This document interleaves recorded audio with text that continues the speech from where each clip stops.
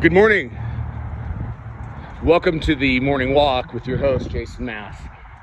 Today we have a special guest, Jason fucking Mass.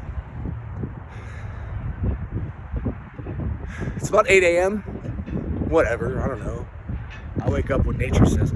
I'm literally witnessing, like, in my lifetime, the epic of Jason Mass lifetime. I'm literally witnessing retail Darwinism.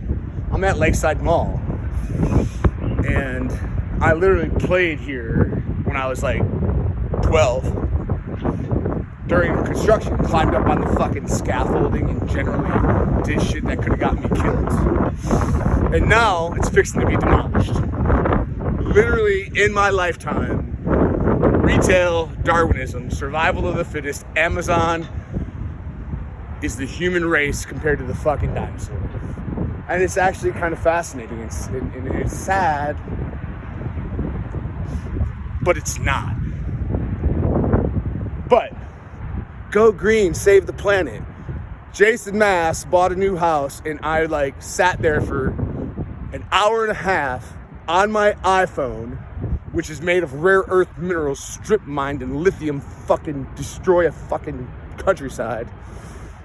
And I bought stuff on Amazon, and I furnished my whole house. Soap, toothpicks, the whole nine. And I was sitting there, and I hit place order. Bam! It was like $400 or $500, just household shit. Nothing fancy. Except those Magnum XLs, because I need those.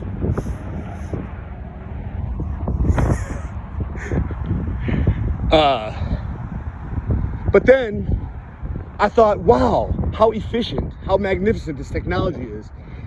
And then over the next 3 fucking weeks, I would get a package delivered to me with triple kit packing, and they were literally fucking the double banded toothpicks, things that are good for you. And I thought about that, and I traced it back. I'm like, someone fucking delivered that, had a job, delivered it. And all of the technology and all of the carbon footprint that went into driving that truck, getting that truck, the conveyor belts, the electricity at the Amazon factories that are all over the fucking world now. And 3 weeks, like if it would have come in one box, I'm like, wow, that's cool. But you bubble wrapped my fucking toothpicks. And how gross is that? Why aren't the liberals ripping on Jeff fucking Bezos of Amazon? Why?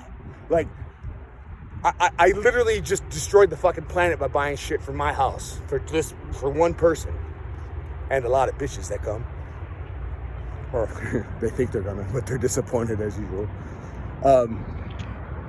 Yeah. Why aren't the liberals attacking Jeff Bezos? Why? Because he's a politician as well. He's brilliant. And he somehow has figured out a way to not have the liberals attack his retail company that destroys this mall.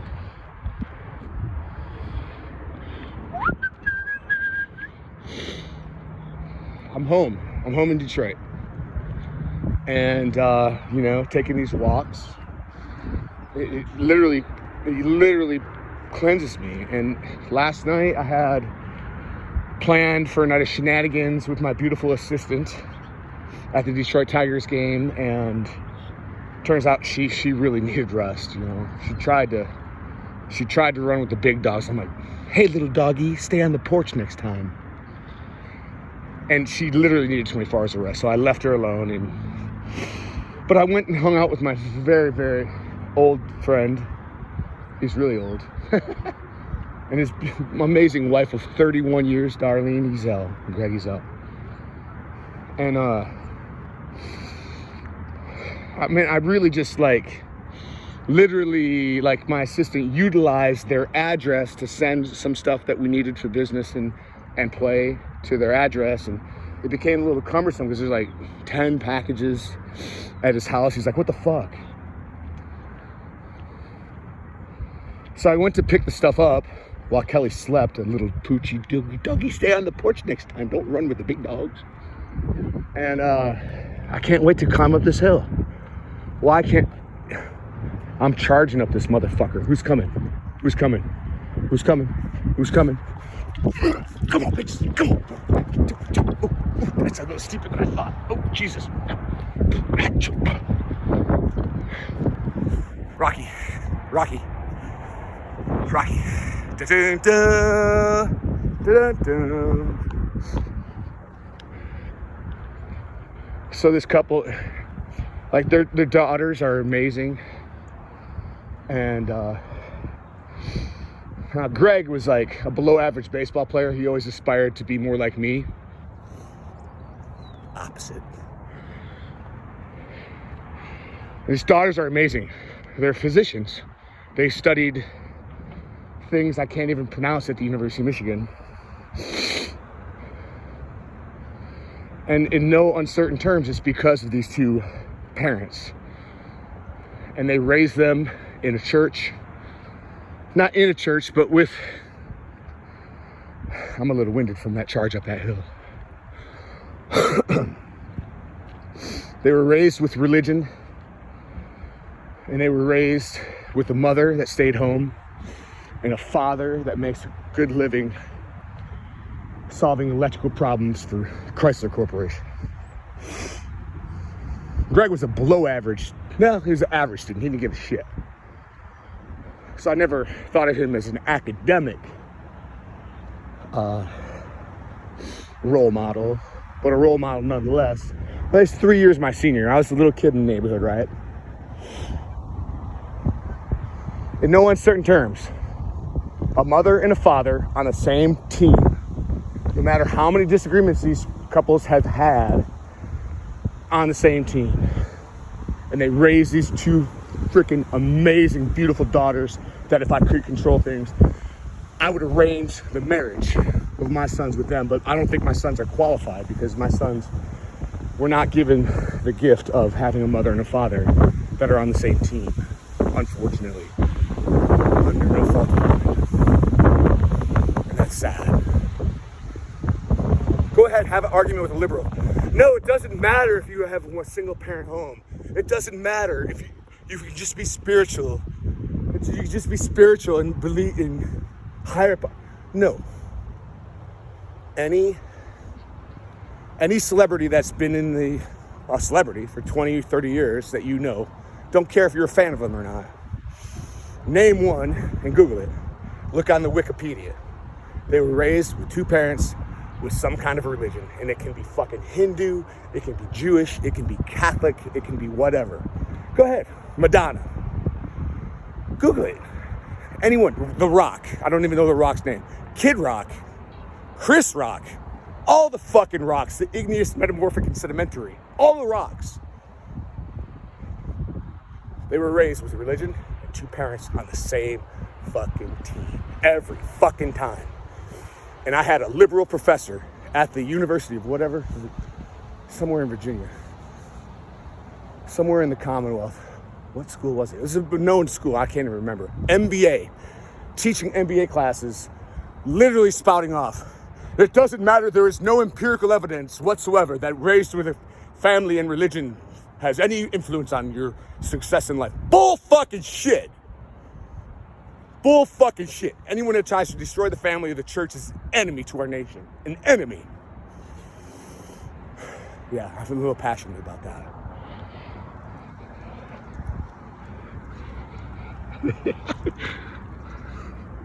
Lord and Taylor, my mom's cousin in New Jersey has a joke about Lord and Taylor. And I can't remember it.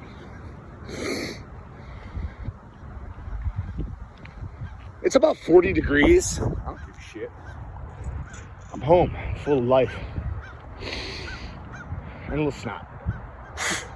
You learn how to lumberjack if you're from Detroit. And fucking grandma can do that. Grandma used to wipe our noses with a fucking wet fucking Kleenex. Like, how many kids' noses did you wipe with that, grandma? Oh, we have a caller on line 6. Welcome to the morning walk with Jason Mass. Who am I speaking to? Hi, this is Jason Mass. What do you want to talk about? We want to talk about narcissism. I'm playing the practical joke on my on my lovely assistant, and I passed it by my friend Greg and Dark last night, and I have a picture that I so want to share with you, but I can't because it would blow the look at Lord and Taylor out of business. Look at the traffic. What day is it? Tuesday?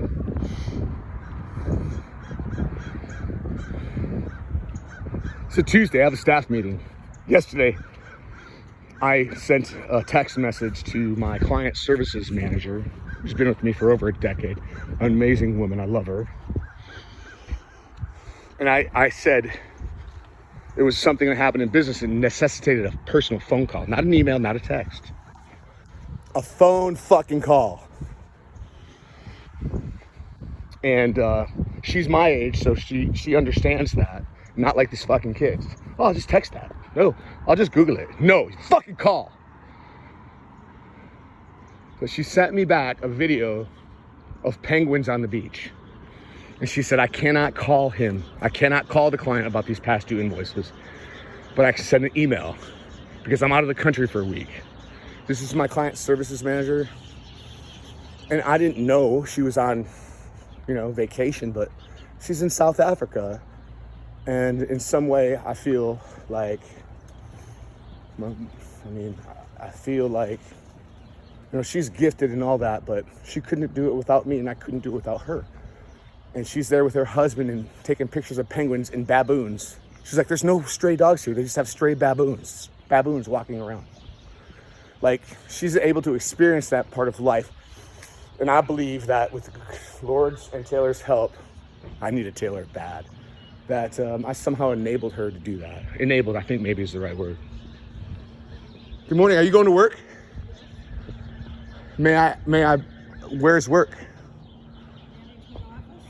Oh, I'm just taking a walk. This is my hometown.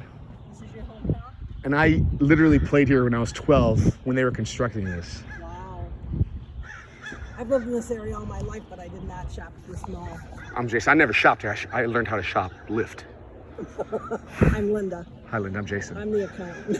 You're the accountant? How much could I rent the J.C. Penney or what with the Lord and Taylor? How much can I rent that for? Actually, Lord and Taylor owns their own building, so I don't have any idea. They own part of the mall? Each of the anchors owns their own store. Wow, this is interesting from a nerd accounting perspective. Because I have a friend here that's got DC Sports. Steve? Yeah. Okay. He's amazing. Yes, he is. He's a great guy. He's been here as long as I've been here. Yeah, and I'm like, Steve, are you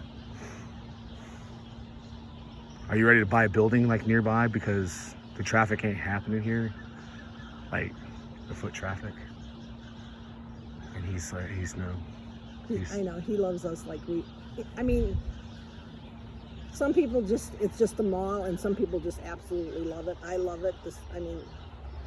If I won the lottery, I would buy this place. We probably could buy it for pennies on the dollar. I know. I don't know why the owners, they bought it almost 3 years ago. They started to The owners of this mall bought it 3 years ago? Yeah, in December it'll be 3 years. And then of course the pandemic hit and everything stopped. And I know, I lost a lot of money there. And my understanding is that they're fighting with the city of Sterling Heights as to what the plan is. So I drove past Eastland Mall. It's gone. It's gone. But what valuable real estate at 9 and Kelly. Yeah. This is very... I'm taking an exercise walk, and I'm halfway around the mall, and I'm like, I'm a mile in, maybe. This piece of property is very valuable because of all of the business around But it. what do we do with it? Why doesn't Amazon buy it and turn it into a distribution center? We actually offered it to them. But they want to build their own state-of-the-art. But they've talked about putting in apartment complexes or condos, and either at Sears or Lord & Taylor, putting office buildings at the other one, and then taking down like the food court and making part of that an open air mall, and then coming into the inside, like a mixed. If I own this, I literally don't even have an idea of what to do with it. I'm there's sure something. There would be a lot of people who would give you advice. Not sarcastically, but yeah, here's an idea. One out of school. The guy who bought Oakland Mall was a gentleman like you who is interested in the mall, and he wanted to do something with it. He bought just Sears first, and then he decided to buy Oakland.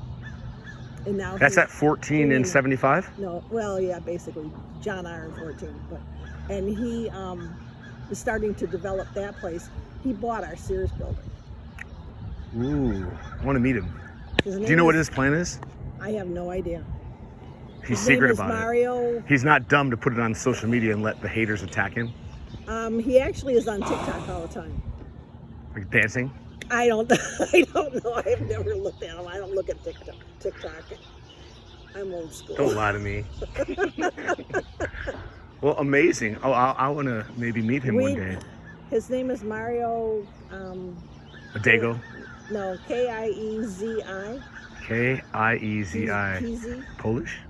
I don't know Czech? what nationality he is. Any one of the melting pots of Detroit. Yeah, he's in America. That's all I know. That's all Yeah. that matters. Yeah. I mean, I don't want somebody foreign coming in. Yeah, he's not Chinese. You know. But we don't open till 10, so unfortunately you can't go inside. Yeah, I'm enjoying the walk in the fresh, cold air. I live in Houston where we don't have this cold air. Oh, been there a few times. Yeah. Well, enjoy your walk. Thank you. It's nice to meet you. Your name again? Linda. Linda. Jason. Linda. Jason. Hi, Jason. It's been a Maybe one pleasure. day I'll see your name as the owner. No, you're more likely to see my photograph at the post office.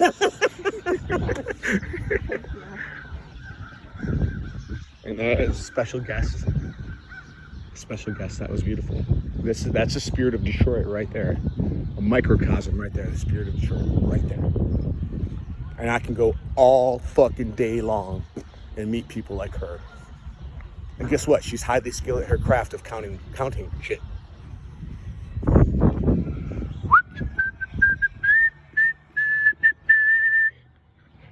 Oh, I drunk texted my ex-wife. I couldn't help it, man. I drove past where we worked for my stepfather and my estranged mother at a business. They started Beamer's laser tag, and there's now a baseball field there that's like a independent league, and there's a bar there called I posted it, and I try not to talk about, or think about, dwell upon, lost tragedies of my family, but she was on my mind, and I'm like, because I saw that bar and I took her on a date there 30 years ago, and so I ended up drunk texting her. Sorry. I don't think you can put me in jail. She had me fucking detained at the border. Like, stop talking about your ex-wife. No, she literally had my assistant. It was so funny because we're like, really? Like, we literally were detained at the border of Canada and Detroit. And I'm like, what's going on here? And they're like the whole staff, there's like 8 people at the Canadian border. And they see my beautiful assistant and me, and they're like, dude, we've been doing this job a long time. You've got a doozy of an ex-wife, but we have to search your trunk for her body because that's the protocol. And I'm not making this up. They literally had to search the engine compartment and my trunk for my ex-wife's body, who had me detained. And they're like, your ex-wife is a serious cunt. Wow. I didn't say it, not my words, but that really happened. And so we actually enjoyed that experience because no weapon formed against me shall prosper. None. Fuck you. And that's the end. That's the end.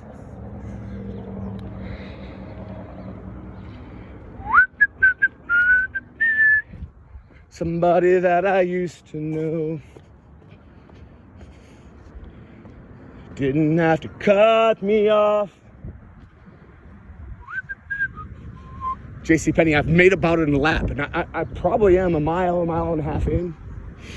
Oh, and there's the hotel.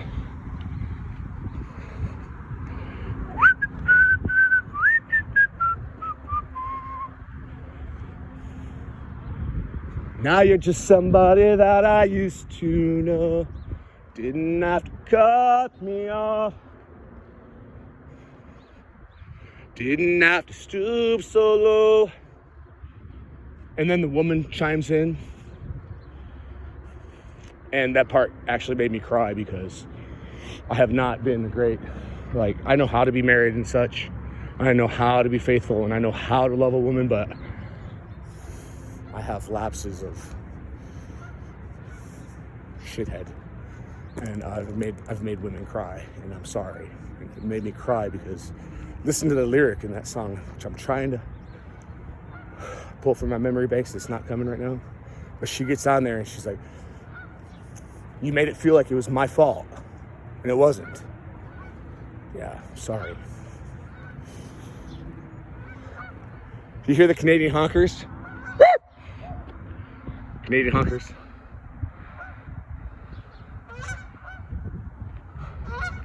Whee! They're just trying to get laid, just like me. No different. Oh, listen to the songs of the beautiful birds. No, they're just trying to get laid. And eat. And fuck. Rinse, lather, repeat. Didn't have to cut me off. I think I'm gonna do another lap and enjoy some solitude. Thank you for listening. This has been The Morning Walk with your host, Jason Mass, with special guest, Jason Mass. God bless you and have an amazing day. Try to think of a way today. Try to think about it. Use your creative mind to try to bless someone else in some small way. It impacts the world. The butterfly effect. Love you. God bless.